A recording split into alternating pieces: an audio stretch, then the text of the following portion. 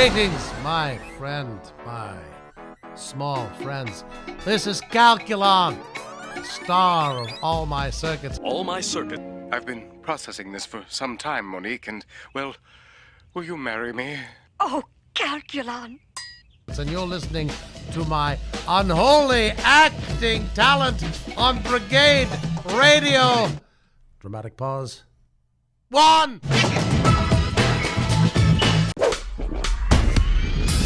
You're listening to Brigade-Radio-One.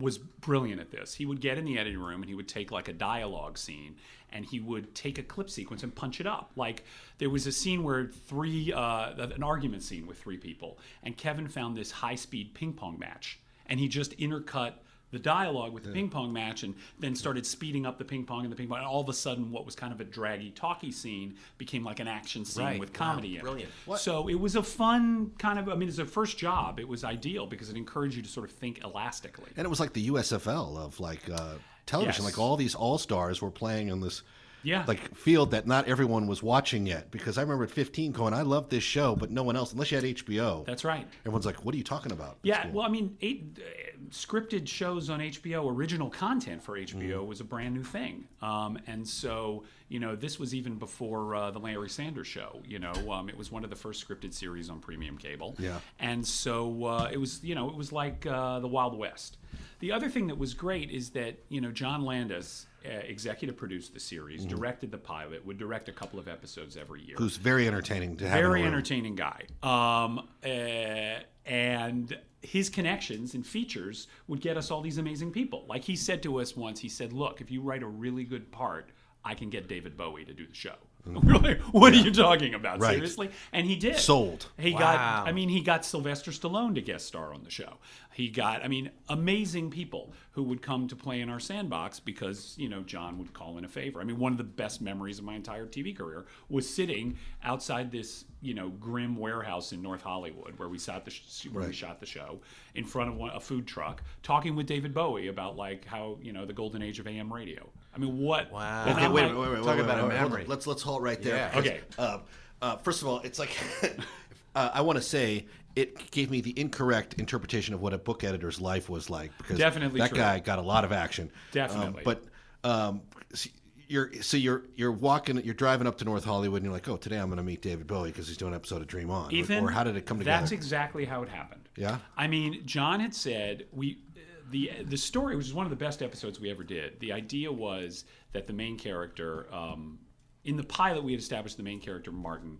His wife Judith is leaving him for the world's most perfect man, Richard Stone, who is like this, internationally renowned surgeon and scholar and astronaut. The man everyone hates. Yes, and we never see him, but but the world loves him and Martin can't stand him. So I think it was the second or third season opener, we had this idea that they are making a biopic about Richard Stone, and Martin finds himself a minor character in somebody else's story. And so do you know Stephen Furst? He actually just passed away. He played Martin in the biopic, which is like the nightmare, right? Yeah. And Richard Stone was played by Tom Berenger. Amazing. Judith, who was played by Wendy Malick in the series, in the movie is played by Mimi Rogers. So like all of these great actors. Anyway, so we had this idea. We were sort of taking off on Peter O'Toole and the Stuntman, that the movie was directed by this arrogant British asshole, right? And can I say asshole? Yes, of course. Okay. In the spirit, this pompous, miserable, but extremely talented director. And so we wrote this role for David Bowie. So I'm looking at the call sheet one day, and at the top of the call sheet, David Bowie is supposed to show up the next day.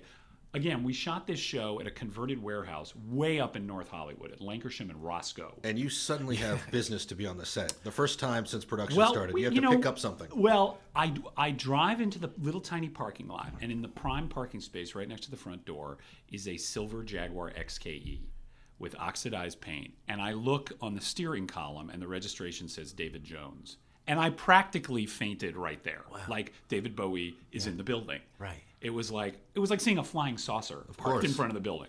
And so I go onto the set and I see this very pale figure sort of moving through the set. And I'm like, oh my God. And I was terrified because, like, what is bigger than meeting David Bowie? I think at this point I'm 27. I mean, I couldn't imagine meeting a bigger star than David Bowie. But anyway, at lunch, so I kind of was like watching this wraith-like figure move through the set. But at lunchtime, I went out to like the Roach Coach where we would have lunch every day. And he came over and he sat down with the writers. Yeah. Just sat down with like us and everybody could else. not have been nicer. I mean, this is the thing that I find just unforgettable about the experience was unbelievably nice, approachable, warm, funny, really interested in how TV got made. It was incredible. What's the first thing Bowie says? Like, what's the first thing out of the Great White Duke's I wish mouth? I could remember. But he's got a little tray with a breakfast burrito. Nobody gets it for him. And yeah, I mean, it was he was super cool. Mm-hmm. And I think he probably asked us questions about, like, how do you write a show like this?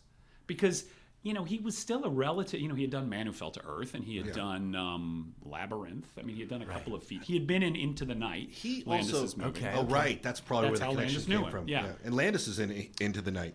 Oh, that's right. He gets killed. That's right. He gets killed. Exactly. I think Landis puts himself in all his movies, Yes, doesn't he does show up in his movies. And did you go fan geek at all at any point?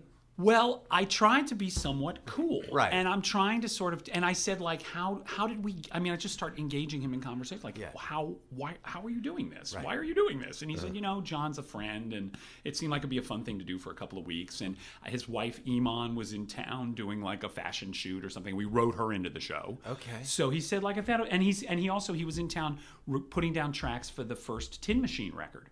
So immediately I was like, ooh, Tin Machine, because I had read about Tin Machine in Rolling Stone, and I knew that Hunt and Tony Sales, Soupy Sales kids, were in the band. Wow, all right. And so I was sort of trying to act smart, like I knew who the Sales boys were. And so I started talking about, like, tell me about, like, recording. Like, what's a typical day for you? And so he told me something which is really known now, but I didn't know it at the time. He talked about how after recording a track, when you play it back on the big studio monitors, but you also play it back on shitty AM radio speakers, so you can hear what it'll sound like in a car. And I thought that was so cool. Oh, wow, that's really interesting. Wow. Yeah, and so that led to a conversation. And he talked about, like, the sounds. I remember this part really vividly. He talked about, like, what Motown sounded like coming out of a car radio.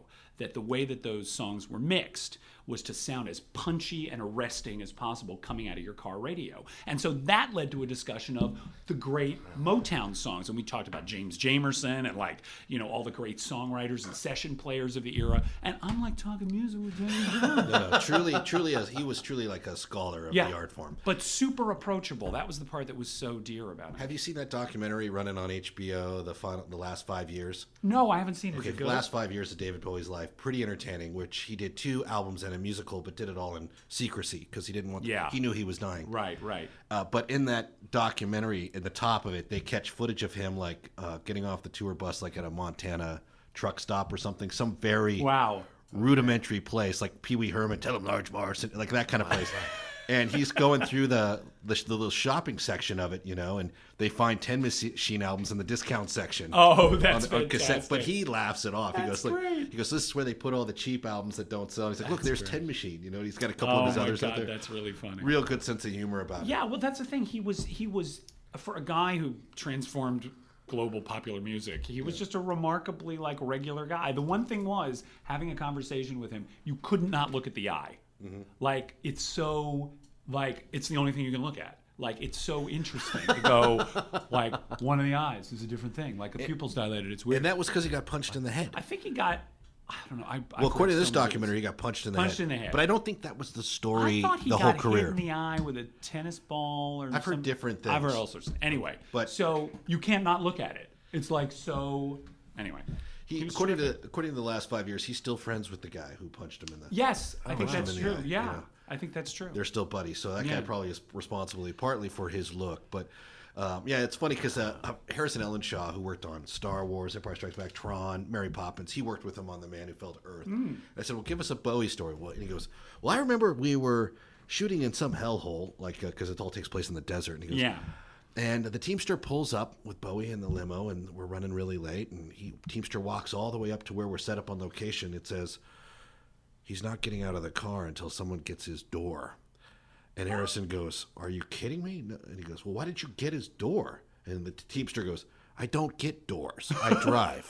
And he's being serious. And this Yes, totally being serious. But Yeah. what's funny is for people that are listening to this that are not in the entertainment industry don't realize how frustrating and real that Yes, stupid delivery Yes, is. totally. Exactly. Totally. I'm not touching that door. That's I'm funny. not paid to open the door. Right. I'm not So opening the door. it was a Mexican door standoff. Yeah, so Yeah. of course they went down and opened his door. And I don't even know what triggered it to that point. Granted, something must have happened before he Yeah. said, I'm not getting out until someone gets my door. If that even happened like that with the Teamster. That was not my experience with the guy. No, you know what's funny is everyone else who tells me stories from whether it was working with him on Labyrinth or some of his other stuff, easy to be around. Some of the musicians who worked with him were easy to be around. Yeah. Yeah, he was terrific. I mean, honestly, I'm skipping way ahead, but I had the opportunity both on that show, definitely on Will and Grace, because we had all of this constellation of guest stars, Cher, Michael Douglas, Madonna. I found that most of those people were fantastic to work with. Yeah. I mean, for them, it's a holiday. How was so Michael Douglas one of the best? Super great. Was he? Oh my God, they were all great. They were all great. Did you see that episode? He dances. Yeah. He's so funny. He does a little dance to what is that? Do do do do do do do do do do do. What is that? I remember that. No, but I know the song. Now You it's know going what to be I'm stuck in talking my head about? for the rest of the What day. is I can't remember. It's gone out of my head. But anyway, he and Will dance. Oh my God, Michael Douglas dancing. Cher? Funniest thing in the world. Cher? Cher was lovely. Cher was lovely. She was funny because she's Cher. You know, there was a thing there was a certain phrase we came to repeat during because she did a couple of episodes, right. And we said, Cher, she doesn't know what it's like not to be her. Right. You know, That's right. she's That's been, her normal. That's Yes. the thing. She's been Cher so long, but she was great, really approachable and funny, and like you could pitch her a line on the set and she'd try it. I mean, the biggest laugh that she got. You better subscribe to this channel before you look uncool.